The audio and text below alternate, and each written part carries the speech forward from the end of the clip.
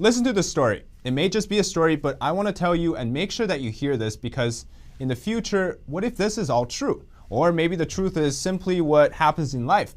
I'm shocked to have learned this, the events that unfolded over centuries ago. What I will say ahead of time is because of the sensitivity of this issue, I will try to back up everything I say with facts and time. However, there is no guarantee that what we see here or what they see is a conspiracy or not. So it may just be the best to listen to it as a story.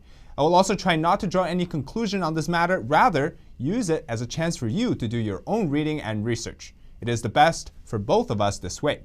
I will tell you this story in chapters. We start with the backstory to all of this. Now, if you hang out in certain areas of the internet, you may inevitably come across a fantastic and unbelievable story. The United States has been covertly controlled by a corporation called United States, or United States, for over 100 years. Sounds exciting, but crazy, right? As with most unconfirmed theories, this one still lacks the strong public evidence to justify some of its extraordinary claims. In particular, the best proof we can find today of this corporation called United States or United States appears in pixelated images with questionable making of it. Let's get into this. Listen to it like a story, like I suggested. In 1871, a seditious act was performed by the government. A coup was made to rewrite the Constitution and put "we the people" in all capitals under a new corporate contract, transferring the United States of America into the new Corporation of the United States of America, which transferred the power of "we the people" and the Constitution over to the new corporation. When they did that, it placed the citizens in the United States as property of the corporation, which was centered in Washington, D.C. This action made Washington, D.C. a foreign entity on American soil of sovereign states. It was established through a loan from the Vatican when D.C. was transferred into a city-state, and this corporate entity then ruled over the people. Now, what took place may have way bigger chain effects. When they did the broker deal to get the loan from the Vatican, they did so via the Bank of London. At the time, they transferred all the property in D.C. Columbia over to the corporate entity of D.C., a foreign corporation. Now, the City of London, that is the square mile within the Greater London area, is not technically part of the Greater London or even England, just as Vatican City is not part of Rome or Italy. Likewise, Washington, D.C. is not part of the United States in that sense. That is, it controls, but on paper, the world. As they know it, the District of Columbia represents the United States. That's the issue. These sovereign corporate entities have their own laws and their own identities pretty much, and they also have their own flags. The government of the United States, Canada, and Britain are all subsidiaries of the Crown, as is the Federal Reserve in the US. Now, the ruling monarch in England is also the subordinate to the Crown. The global financial and legal system is controlled from the City of London by the Crown. The square mile making up the center of Greater London is the global seat of power in this story, at least at the visible level. Now, the Residence Act of 1780 established the D.C. area as the federal government, and by February 1801, the D.C. Organic Act officially organized the areas around the Potomac River as the District of Columbia. Then Washington, D.C. was established as a city-state in 1871 with the passage of the Act of 1871. This is the strange part. You can't find much on just the Act of 1871, which officially established the United States as a corporation under the rule of Washington, which itself is subvariant to the City of London. Now, on Wikipedia, it reads, the new government consisted of an appointed governor and 11-member council, a locally elected 22-member assembly, and a board of public works charged with modernizing the city. The seal of the District of Columbia features the date 1871, recognizing the year the district's government was incorporated.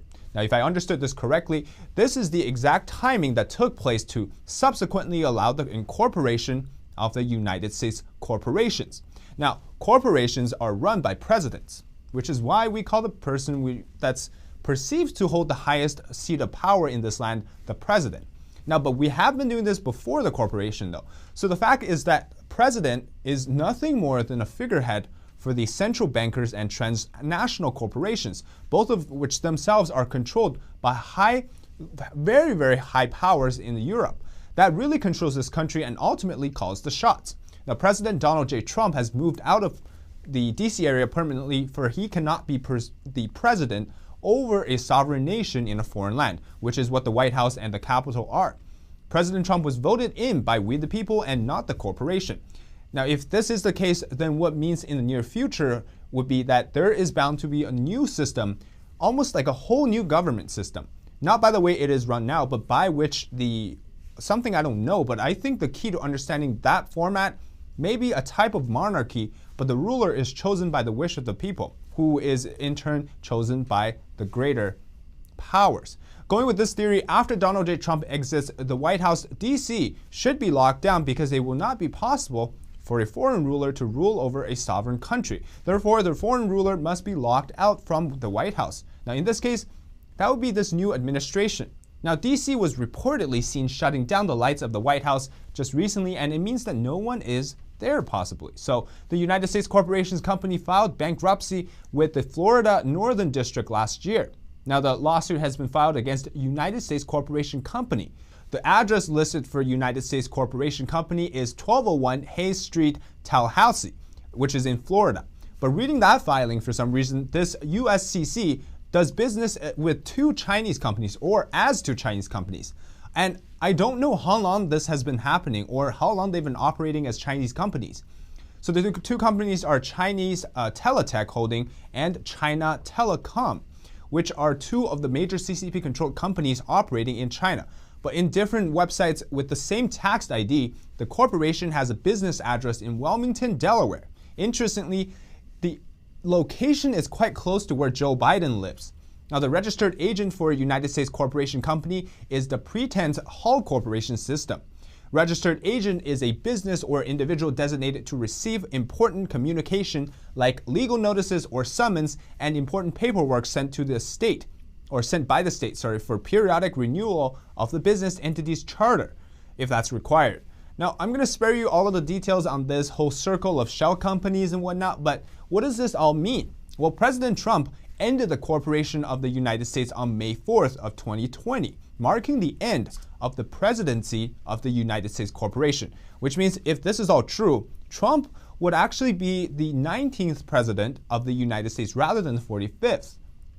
We can't really confirm it if it's the same company as the one I described before, but this does serve some connections. Now let's get into our first chapter, the rise of the Rothschilds. Who are the Rothschilds? Well, the Rothschilds banking family of England was founded in 1798 by Nathan Mayer von Rothschild, who first settled in Manchester but then moved to London. Nathan was sent there from his home in Frankfurt by his father, Mayer Amschel Rothschild, and wanting his sons to succeed on their own and expand the family business. Mayer Amschel Rothschild had his eldest son remain in Frankfurt while his four other sons were sent to different European cities to establish a financial institution to invest in business and provide banking services. Now, Nathan Mayer von Rothschild, the third son, first established a textile jobbing business in Manchester, and then from there went on to establish the, I believe called N.M. Rothschild Sons Bank in London. Merchants and banks from England gained massive wealth with the expansion of global conquest by the British Empire. Not only did it gain them power, more importantly, it opened up trade routes and exploitation to another part of the world, Asia and North America. The Hudson's Bay Company, for example, one of the oldest companies in the 1670s, was really developed to aid the foreign trade in Canada and northern US soils. Though they operated businesses in different aspects, bankers were always at the end of the line for money. But in the reverse, how much of Britain's global conquest was actually driven by the ambition of the monarch over the ambition of the merchants? Or was it the other way around? Now, that's up for debate. That is where the Rothschilds sort of stepped in. Following the end of the American Civil War, the cost and the fatigue of the North and the South felt was unbearable. They needed to stabilize, grow, and unite. Now, when the country was weakened and financially depleted in the aftermath of the Civil War, it was a strategic move by foreign interests such as international bankers who were intent upon gaining a stranglehold on America. The congressional body at the time cut a deal with the international bankers, especially with Rothschilds of London, to incur a debt to said bankers. Now, because the bankers were not about to lend money to a floundering nation without serious stipulations, they devised a way to get their foot in the door of the United States. According to Donald Watkin, an attorney and business owner, on his website, it reads that the history of the Rothschilds starts with 1791. The Rothschild family gained control of America's money supply through Alexander Hamilton. Now, Alexander Hamilton was the first Treasury Secretary. Now, when the family established a central bank in the U.S. named the First Bank of the United States, which received a 20-year charter from Congress in 1791. Now, as the first Secretary of Treasury, Hamilton was the main author of the economic policies of George Washington's administration. He took the lead in the federal government's funding of the state's debt, as well as establishing the nation's first two de facto central banks, the Bank of North America and the First Bank of the United States, a system of tariffs as well, and also friendly trade relations with Britain. That's interesting. His vision included a strong central government led by a vigorous executive branch, a strong commercial economy, government-controlled banks, support for manufacturing, and a strong military, of which now we might see it as a consistency with the rise of socialism and communism ideas. Now, when Congress refused to renew the charter in 1812, the Rothschilds threatened the U.S. with a most disastrous war with Britain. Now, the U.S. stood firm, following through on their threat. A second war broke out between the U.S. and Britain. Now, the British war effort was first financed by the Rothschilds. Now, when the war ended in 1815, U.S. finances were again in shambles. By 1816, Congress passed a bill authorizing a second Rothschild-dominated central bank with another 20-year charter, named the Second Bank of America. This bank gave the Rothschilds control of the America money supply again. In 1823, the Rothschilds then took control over the financial operations of the Catholic Church worldwide. And then in 1832, President Andrew Jackson led a successful effort by Congress to retake control of America's money supply from the Rothschilds by refusing to renew the charter for the second bank. Not until 1913 would the Rothschilds be able to set up their third central bank in America. In the meantime, beginning in about 1875, the Rothschilds, acting through their New York banking partners such as Jacob Schiff at the banking house of Kuhn, Loeb, and Co., financed John D. Rockefeller's Standard Oil Company, Edward Harriman's Railroad Empire, and Andrew Carnegie's Steel Empire, all of this through Rothschild's money. Now, the Rothschilds also helped New York financier J.P. Morgan and Drexel's and Biddle's of Philadelphia to establish European branches of their respective banks in exchange for allowing the Rothschilds to control the banking industry in New York and therefore America. And in 1913, the Rothschilds established their last and current central bank in America, called the Federal Reserve Bank. Now, this independent bank regulates and controls America's money supply and monetary policies, even though the Federal Reserve is overseen by a board of governors appointed by the President of the United States. The bank's seal control still resides with the Rothschilds family. Not even President Donald J. Trump can break the Rothschilds family's financial grip and influence on the Federal Reserve Bank. This is where the story almost becomes unimaginable. The Act of 1871, formed under President Grant, formed a corporation called the United States. The corporation, owned by foreign interests, moved in and pretty much changed the original Constitution with the Act of 1871. The original Constitution for the United States at 1788 was defaced and in effect vandalized and sabotaged when the title was capitalized with the words "for" was changed to "of" in the title of the Constitution of the United States. So now the United States becomes a corporation. That is what the Constitution of an incorporated United States of America that's currently being used. It operates in an economic capacity and has been used to fool the people into thinking that it governs the republic. Now, before we go on, if you enjoy the content, make sure to subscribe to the channel and like this video. Also, comment below and hit the notification button. I've recently noticed people telling me that their likes are not registering. But before we actually go on to the next topic, we have actually been demonetized by YouTube, which means we can no longer place any ads on the videos, because YouTube is trying to tell us to stop releasing our content that tells truth, and they want us to follow their agenda. Now, we don't want to cave into the pressure from YouTube, therefore, we have a donor box link in the description box below if you would like to support us. Now let's get into the chapter 2. And the signing away of the United States, the corporation was formed in 1871, which controls only the District of Columbia and its territories. It purchases or it acquires, such as Puerto Rico, Guam, Virgin Islands, Many think that income taxes and some laws do not affect people in the sovereign states of the Union, as they are outside of the control or jurisdiction of the United States corporation. Now, the United States of America is different from the United States corporation. This comes into the discussion as to why DC it might be so eager to become a state. And what if the case it does become a state? And what if it goes bankrupt? What is the chain of effects on that? And does the US corporation officially end its tie with the United States then? Or those are the questions I can't answer right now. As well, another of Rothschild's doing was involved obviously with the Federal Reserve System. And at this point, what they wanted to do was create a centralized financial system that only benefits the US corporation, not the people. And along with that, the question of why we shifted from gold standard and silver to paper bills, making the US Benjamin pretty much the #1 priority in our lives right now. Now, Franklin D. Roosevelt took the nation off of the gold standard back in 1933, and the problem is gold is set, while paper money is not. They did this to allow banks and stock to exist in almost an isolated system that is controlled purely by those who are in power. Think of what happened to Wall Street just now. And who knows, but what actually is true is that JFK tried to bring the American economy back on gold standard. Now, what gold standard does is that rather than linking the paper bill to an imaginary value, which is manufactured and created, what it would be like currently now, it would instead link it to gold, which is a set and limited object that holds value. Now, this means that a certain bill equated to a certain amount of gold. There is a restrictive factor to it. Without it, gold standard, it allows for central bank systems to manage the flow of the market. Now, in other words, it allows the government to control money. JFK signed an Executive Order 11110, which put the silver up to match the price of money. Now, in short, it was an order for the Treasury to issue certificates backed by silver bullions, as well as mint silver dollars that would be considered money. Now, these silver certificates took the form of dollars for the most part, and the notes would say that whatever the denomination on the bill was, it would be prepaid in silver to the bearer on demand. And simply put, if you had $1, it was worth $1 of silver. Now, that November, President Kennedy was assassinated in Dallas, and thus sparking a lot of the conspiracies that the Federal Reserve had a hand in his death.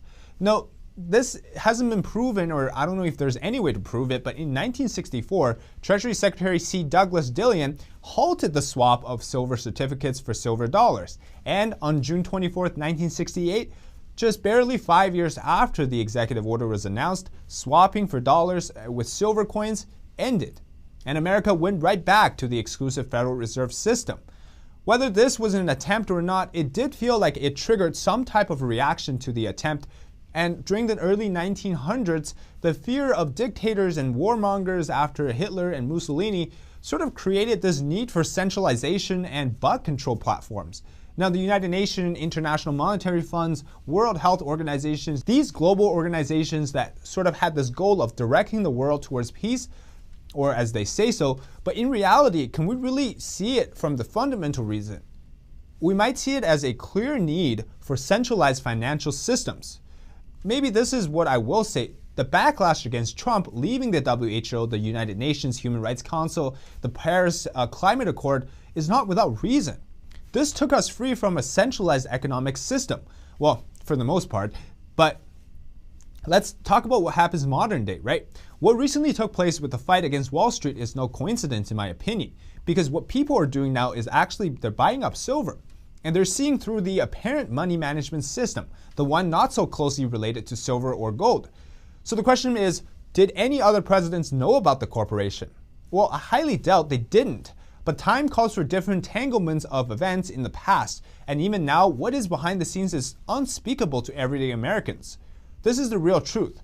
Only the gods above us can really see the deals and what it's in the making. So did JFK die because he was about to kill the corporation? Or maybe did Trump get targeted because he was going to continue JFK's work? What about Reagan, who almost died because maybe of the same reason? Let's go to chapter 3. What took place during Trump's era? Maybe this is the answer to the question. Now, we have to relate to what Trump tried to do. Now, he tried to destabilize the swamp. And at this point, you might have realized that the world isn't as the surface represents. Within the depth of the earth, the roots of evil are intertwined from the east to the west coast of the nation, then extend beyond the Pacific and the Atlantic to China in the east, and to Europe in the west. This swamp runs so deep to the point where you try to remove the Federal Reserve, you trigger the Rothschilds, you trigger all of the internationalism, you trigger all of the globalists, and you move to the rest of the establishment.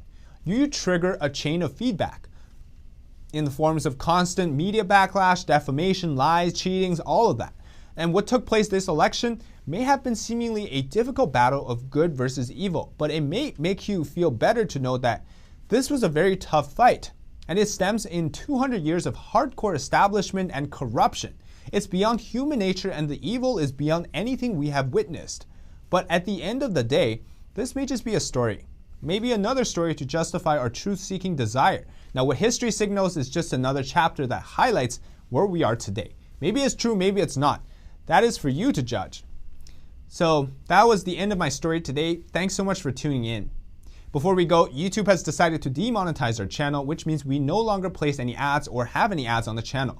YouTube says we must change our content policy to reapply for monetization. They're trying to pressure us into following their rules and censor our truth-telling content. Therefore, we would appreciate any support via our donor box link in the description box below. We will continue to work hard to provide you good, but more importantly, truthful content. In any case we disappear from YouTube, you can find us at the following places. We also upload video to YouMaker, and we also have an email newsletter link for you to sign up to stay updated on the channel. And to stay connected, follow our social media page on Twitter and Telegram. Thanks so much for your continued support and donation to Beyond the Noise. Have a good evening.